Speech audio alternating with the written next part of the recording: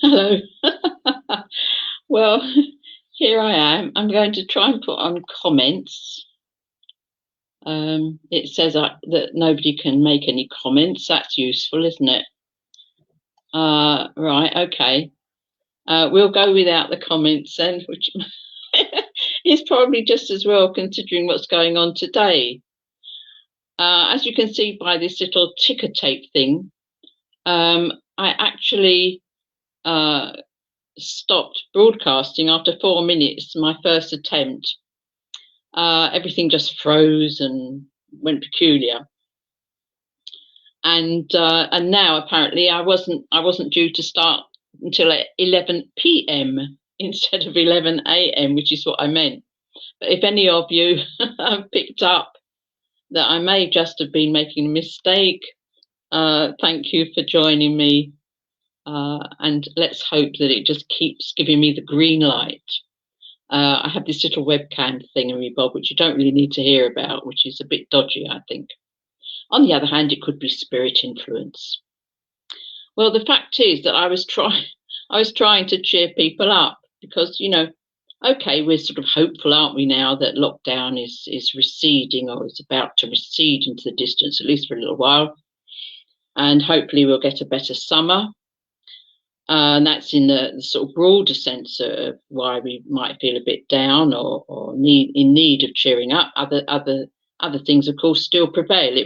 It matters not, does it, about lockdown or not lockdown, if you're suffering in whatever way it is, if you're ill, or mind or body, if your spirit is finding it difficult, for whatever reason, we all need cheering up.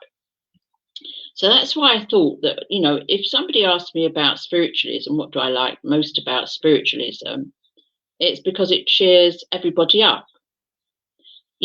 All these people that go on talking about spiritualists only talk about death and dying and is absolute rubbish. Because the fact is this, that we keep telling people there is no death, there is no dying. What happens is you move on. And those of us who are getting towards that time, whenever it may be, and who knoweth the time or day, have more reason than others to consider that. And I'm totally hopeful myself that what we believe as spiritualists and have proved to us time and time again is the truth, that we do actually live on in the world of spirit, that we came from there, we're here now in these physical vessels. Even St. Paul mentioned that. And then we move on when we've finished with this, or when it's finished with us, which is what it often seems like, doesn't it? And so on and so forth. And what is more, we prove it how? Because we, through mediumship, get communications from those in the world of spirit, in the heavenly realms, who actually relay to us their thoughts and feelings, all sorts of stuff, and prove beyond any doubt, any reasonable doubt, what we say is a fact. There. So speaking about that and being cheered by spiritualism, in my previous attempt at speaking about it today, I said that spiritualism itself is a vast subject, of course, blah, blah, blah, and spiritualism cheers me up. Well, I'd already spoken about the inspiration that people have got down through the ages from spirit, and some who have acknowledged that, people like Socrates, Mozart, who explained that he just heard the music and wrote it down, and people like that. But in the 60s, I started to talk about when everything went peculiar, which is about right for the 1960s. I was there, so I can vouch for that too. Not only was it a time of great social change, beginning of that, but we had music to, cheer our way along, if you like. And last night I mentioned that I saw a film called Telstar, which was the life story presented to us in only the way only filmmakers can do it, of course, of Joe Meek, who was the epitome, I think, of the early 1960s and the middle 60s, the pill popping 60s. And, a time when people were experiencing all kinds of mental aberration because of taking those pills, cocktail of different speed. Now they call it a different name, but back then there were all sorts of pills, and often called slimming pills you could get on prescription. They just put people out of their heads, out of their boxes. And of course, there was payback time. So the euphoria experienced by people taking those pills, including myself, was paid back by the depths of despair and often death or near death, and as a physical result. Now then, Joe Meek was considered completely mad. Well, it was sort of like across the board because of his situation and lifestyle. Apart from the fact that, of course, he was a gay man when it was illegal to be gay in this country. And he got done for cottaging, which is another word for being arrested by an agent provocateur, a pretty policeman, as we used to call them, who'd go into the men's toilets where they knew that gay men were having a bit of whatever with each other. And they would pretend to be up for it, and then they'd nick them. And he got nicked in one of those, and it ruined him, really, as it ruined so many. But however, the thing is that he got a #1 hit that he called Telstar, because it was at the time of the Telstar, and the Sputniks went up, didn't they, in 50? And he told everybody that he got that from Spirit. He woke up in the night and he got that music, and he had to rush about and do it. And he got a #1 hit. Now, the thing is that he also had another spiritualist colleague, Jeffrey Goddard, and he had his fortunes changed as well by communication that gave him Johnny Remember Me for pop star Johnny Layton. And that went to #1 and literally changed his fortunes. He was just a shy person, but he was a spiritualist and he was talented musically. And he said that Buddy Holly gave him that tune and the words. So there you are, you see. And that was reported in Psychic News, and that was in 1961. So if you get access to a Psychic News of that I think it was in September 61. And he actually talks about how he, after the release of the record, and it went to #1, it was much feted, that he also sat in a mini seance, as we would call them now, using a planchette and alphabet board, and it spelled out Buddy Holly, and it spelled out that he had actually given him that information and the communication because he wanted him to have that success. So I think that's wonderful. So it's not just all back in the ancient days that spirit manifested in human beings, very obviously, but during that more modern era, although some people say it's the olden days to them now, I know, and even now, there are people being inspired by spirit guides, those in spirit who want to help them. And they help them in this practical way by giving them inspiration to actually, compose something that is first class or will make them some money if they need it, things like that. There isn't that proverbial pot of gold at the end of any rainbow, but there's a way that spirit have of helping people to feed themselves, clothe themselves, and shelter themselves. They may not have great riches, but they usually look after those who open their minds and accept their help. And ultimately, that help comes from God. So again, you know, when people pray, the nearest to you hear that, and then they take those words further on and they get passed up and up and up and up until eventually they reach the ears of the Most High. You could call it that. Proverbial ears, of course. Etheric ears, spirit ears. But there we are. Those of us who hear from spirit know that it's not always objective. We don't always hear like I'm talking to you now. I hope that you're still hearing me anyway. By impressing the vibrations that you get from audible sound, that's how we can hear, and that's the only thing I can do to describe that.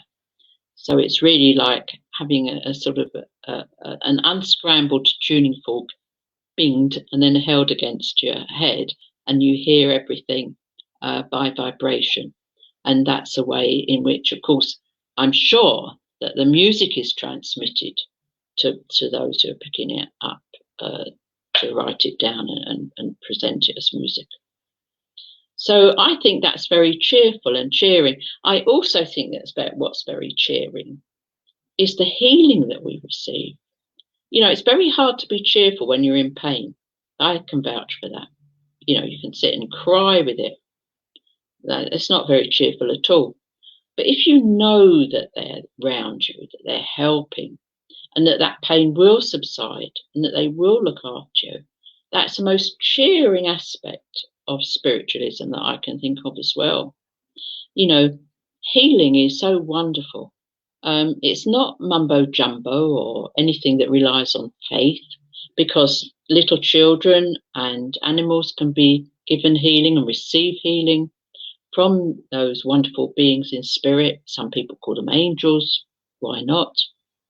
It's just another name for someone who loves you very much from the world of spirit, from the heavenly realms, who has evolved sufficiently to be able to deliver that wonderful healing that comes through from the Almighty, filters down. And if only, you know, one can be open to that, that really helps. It doesn't mean that you are gullible because you say, oh, I believe in that, or this can happen for me if I open my mind up.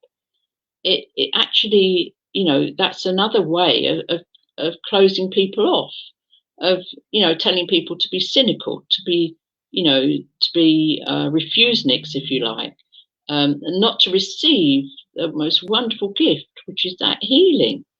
And as I said, that really does cheer you up, because I certainly get cheered up. Every time my pain leaves me, I'm cheerful, you know, and then sometimes even in the pain, one can find some cheerfulness, thinking, well, I know that this is going to go and I know that they're going to help me. You know, so it's a wonderful thing. And anybody that decries spiritualism or puts it about that it's some kind of sort of, you know, strange, you know, floaty thing that hasn't any substance it's actually not that at all. It has a great deal of substance, mostly etheric substance, but it does have substance. You know, its philosophy has a substance, you know, because everything we say is provable by demonstrable results. You know, if you ask the next person if they've been to a spiritualist healer or they've received spiritualist healing, I'm not talking about just spiritual healing, I'm talking about from a spiritualist, from a medium, somebody who says they will give you healing from spirit to your spirit, through their spirit. People who have received that, find somebody and ask them about it, and they will be able to tell you, yeah, it's fine. You know, this actually works. And in fact, I know that, you know, miracles are, in fact, what they're called, miracles, because they're occurrences that shouldn't ordinarily happen in the usual way of events or things. But miracles do happen all the time. And as a result of receiving healing from a spiritualist healer, either through contact healing or by absent or distant healing. And, it really does work, and it is very, very cheering. So when people say to me, what do you get out of spiritualism? What I get is being cheered up. So I'm hoping that I can imbue you with some cheerfulness today, and with the thought that, if you open your mind to inspiration from that heavenly realm, you will actually be surprised at what you receive. And I can only encourage you to do that. And I've been prompted now, because I'm talking about healing. I've been prompted to read you something that a 17th century nun wrote. That's a long time ago, isn't it? And she wrote, "Keep me from the fatal habit of thinking that I must say something on every subject and on every occasion. Release me from craving to straighten out everybody's affairs. With my vast store of wisdom, it seems a pity not to use it all. But you know, Lord, that I want a few friends at the end. Seal my lips on my aches and pains. They are increasing, and love of rehearsing them is becoming sweeter as the years go by. Oh dear. I dare not ask for grace enough to enjoy the tales of others' pain, but help me to endure them with patience. I dare not ask for improved memory, but for a growing humility when my memory seems to clash with the memories of others. I know a lot of people whose memories clash with those of younger people. And says, teach me the glorious lesson that occasionally I may be mistaken. Keep me reasonably sweet. I do not want to be a saint. Some of them are so hard to live with, but a sour old person is one of the crowning works of the devil. Give me the ability to see good things in unexpected places and talents in unexpected people. And give me, O Lord, the grace to tell them so." There. So there we are, you see. They've been listening to us. And that very last verse, the very last words, unexpected places and talents in unexpected people, and to tell them that they are talented and good people. I think that's very important. And that's another way of cheering people up, isn't it? To listen to them. Listen to their aches and their pains and their stories. And it doesn't matter if you've got plenty of your own. Keep your mouth shut and listen to them, and give them that healing of listening, because sometimes people can't express themselves very well, and that builds up and builds up as a kind of pain on top of their pain inside them. So if you can allow people to speak to you and just listen and be compassionate and sympathetic, then that actually will relieve them of some of their own aches and pains in whatever way. So I hope that you've enjoyed this little chat with me. Healing, of course, you can heal yourself. You can ask for healing for yourself. You don't have to ask anybody else. You can actually ask those near and dear to you in the world of spirit, because they will give you some healing. And don't just take my word for it. If you're having a problem, please just close your eyes for a little while. I'll show you how to do it. There you are. I'm being prompted. I've gone on enough for this saying. Oh, Kathy. Oh, Spirit Divine. Yes, that lovely, lovely song. Yeah. Open my eyes, illumine me, Spirit Divine. And saying hello to everybody now who's with me this morning. And I'm glad that we haven't actually gone off. So they're reminding me that I've said that we should, be able to heal ourselves. And so here we go. Susan. I'll put you up so that will show people, if that's all right. So much pain with my leg one night. I was jigging around as you do and be yes. I was a voice being out saying, "Keep still." I did. So I don't know about the pain. Just got wonderful, wonderful. This is absolutely, absolutely wonderful testimony to our way of life, isn't it? And thank you so much for sharing that with everybody. Like I said, it's it's embarrassing sometimes. We're embarrassed by our pain, aren't we? And especially if it's in awkward places, and that's where we often get the pain the worst. And, I'm sure that men suffer as women do with their private parts, but women do seem to get the raw end of that. And, it's very difficult to start talking to people about a pain and difficulties you've got in private parts. But, any pain sometimes is difficult to talk about because somehow we feel that, we're not as good as we should be or something, or that it might be a punishment for something we've done wrong, which of course is absolute rubbish. All we have to do to get pain is just be born, just to be here. And we're going to get all of it, because when we go back to spirit, then we will see, the beauty of it all, apparently. So I'm reliably informed, and I can just hope for that. Oh, Ruth. Oh, shall I put that up? There. Not because of ego, but just because also there's another thing here. We have to thank people for what they do. It's very pleasant and healing for the person like myself who is, struggling perhaps a bit themselves, and to put something across that is so important to them, like it's important to me that people understand about our spiritualism, our way of life, and the fact that they can be helped. And we also need to receive thanks. And it's very difficult to do that because, for years I used to say, oh, no, don't thank me, thank my guides. Well, actually, you do have to put some physical effort in for the guides to be able to work through you. And I think it's coming to that understanding.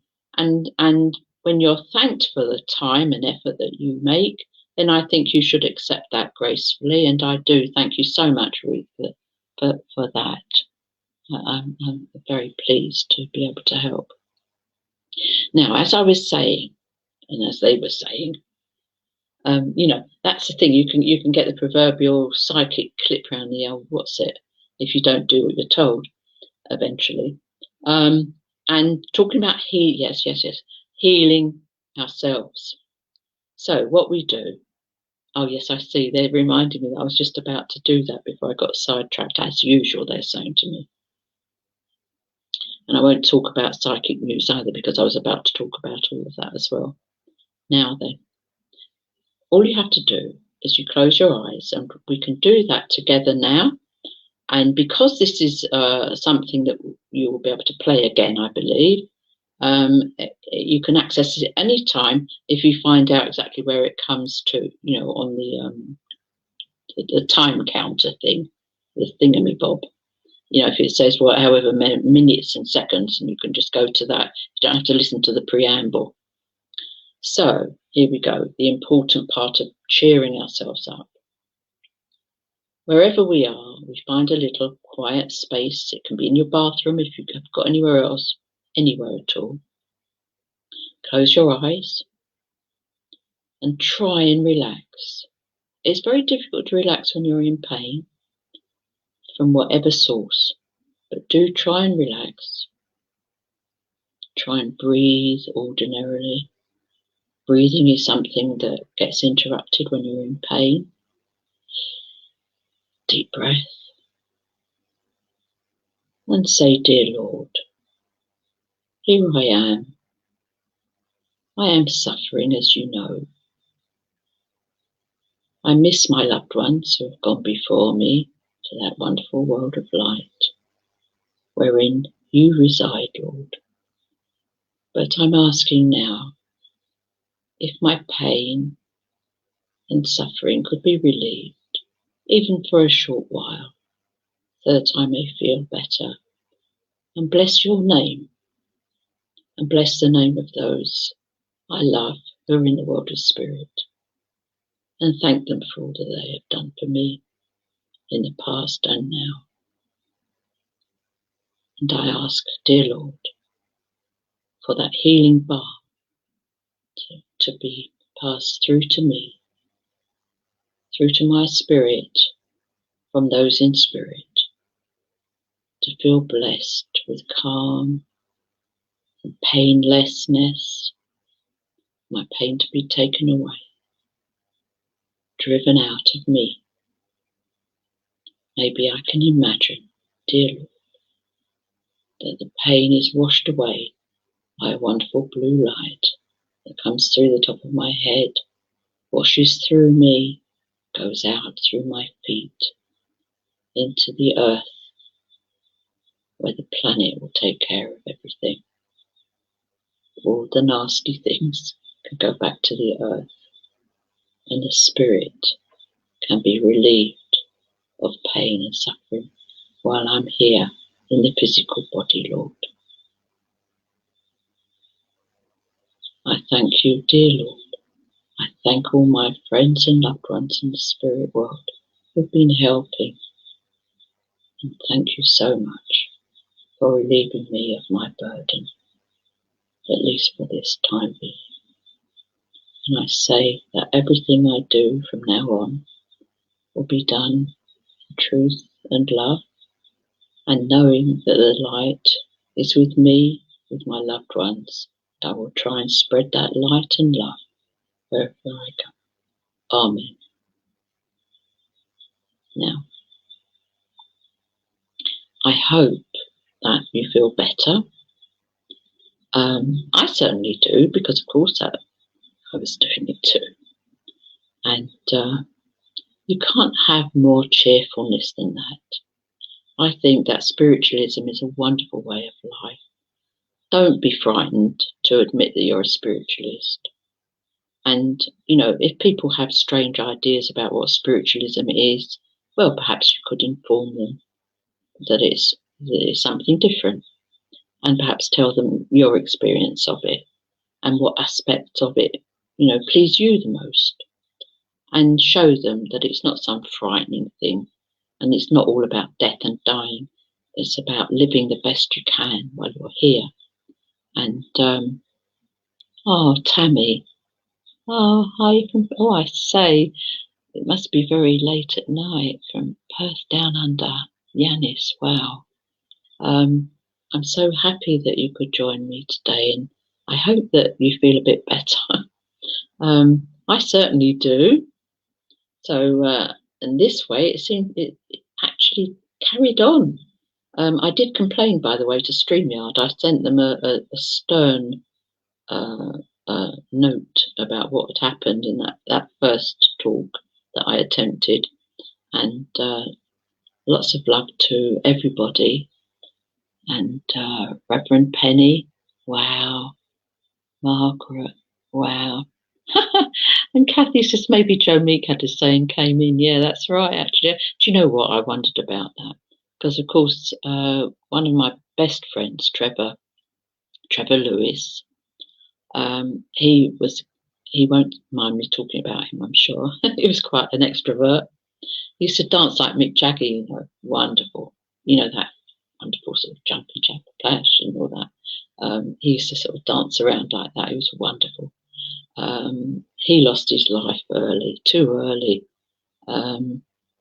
He passed in 1981, and I still have 2 of his precious vinegar and oil glass bottles. He loved doing everything properly, but you know, it was just wonderful. And he knew Joe Meek, of course, because he lived in North London, and Joe Meek was down Holloway Road. 7 hours difference, Yanis. Thanks. And he used to go round there, and lots of gay guys used to go and assemble in Joe Meek's recording studios, as you can imagine. And I think they all made quite a few bob out of him in tips. No wonder Joe was always skint, you know. And yes, perhaps he did come in and disrupt the equipment, because he was good at doing that. He used to smash his own equipment up now and again in one of those sort of drug-fueled rages that people used to have. Terrible. You know, and we still have those problems, don't we? So we need spiritualism more than ever now in this world. We need spiritualism more than ever, the truths of it, not the rubbish stuff that gets trotted out all the time. So let's tell people the truth. I hope that you've had a nice time. Oh, Penny, oh, that's goody. Oh, may I put that up, because we're trying to sort of get people to we're trying to get people to attest to the benefits of spiritualist healing and the spiritualist philosophy and way of life, because I'm sure that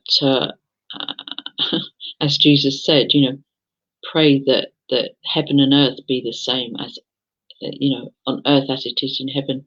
And we really need to. Oh, happy Mother's Day. Oh, it's happy Mother's Day to you, is it? Oh, we have ours in March, Yanis. Not only do you walk upside down in the Antipodes, we've been told, but you have a different Mother's Day as well to us. I wonder if yours coincides with the American one rather than the English one. That would be interesting, Yanis. But yes, a happy Mother's Day. I was talking about those private parts that are problematic to women, and of course, anybody who's had a child or more will know exactly what I was talking about when it comes to that. But however, oh, Margaret, oh, that's really good. Oh, I'm really pleased about that.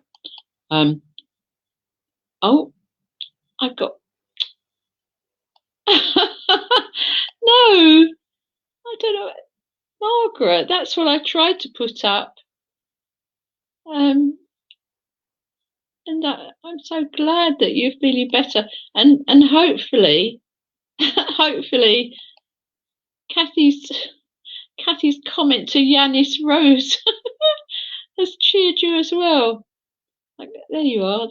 Dear, I wondered what she meant, because we have a tame rat out in our garden. It lives under the shed. We call it Rowena the rat. I wonder what she was on about. I thought perhaps she'd seen her. But it's Yanis. It's you, Yanis. She's talking about kangaroos, obviously. Wow.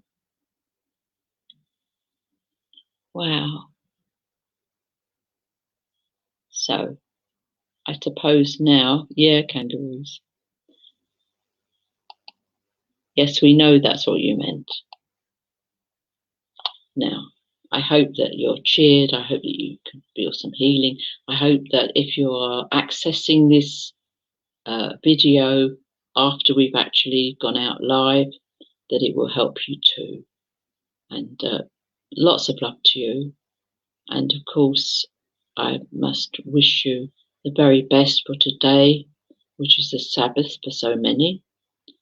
And we do accept that the world was made by design, that we didn't all just crawl out of the soup and become different things.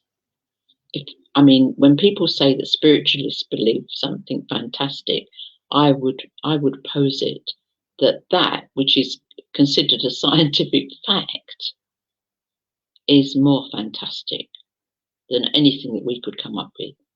We've all come out of the soup, and we've all branched off into different things, and we have evolved as we are.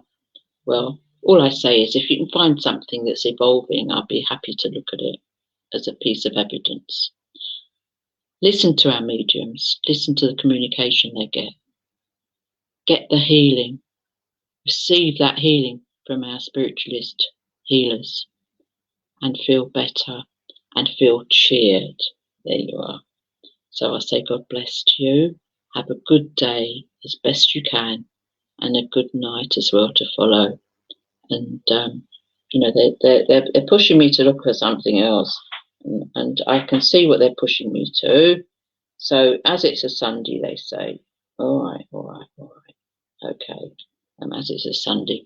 By the way, of course, I must mention that, of course, I do work with this group in spirit. Now here we are. Look at this. I've opened my hymn book, and I just opened it, because they said, and this is based on Psalm 145, verses 1 and 2, by John Samuel Monsell, and he says this: Sing to the Lord a joyful song. Lift up your hearts and voices raise. To us his gracious gifts belong. To him our songs of love and praise. For life and love, for rest and food, for daily help and nightly care. Sing to the Lord, for he is good, and praise his name with every prayer. For strength to those who on him wait, his truth to prove, his will to do. Praise ye our God, for he is great. Trust in his name, for it is true. For joys untold which from above cheer those who love his high employ. Sing to our God, for he is love. Exalt his name, for it is joy. There, God bless you all. They've been listening to us. We got that. We got this lovely verses to read out, and they are listening to us, listening to you. So, be blessed. And I'll speak to you again soon, please God. Bye for now. Bye for now. Oh, I have to see where it says end broadcast.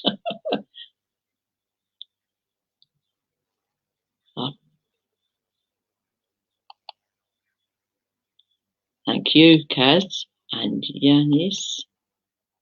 Thank you. Thank you for that blessing, Yanis. Thank you. Thank you, Reverend Penny.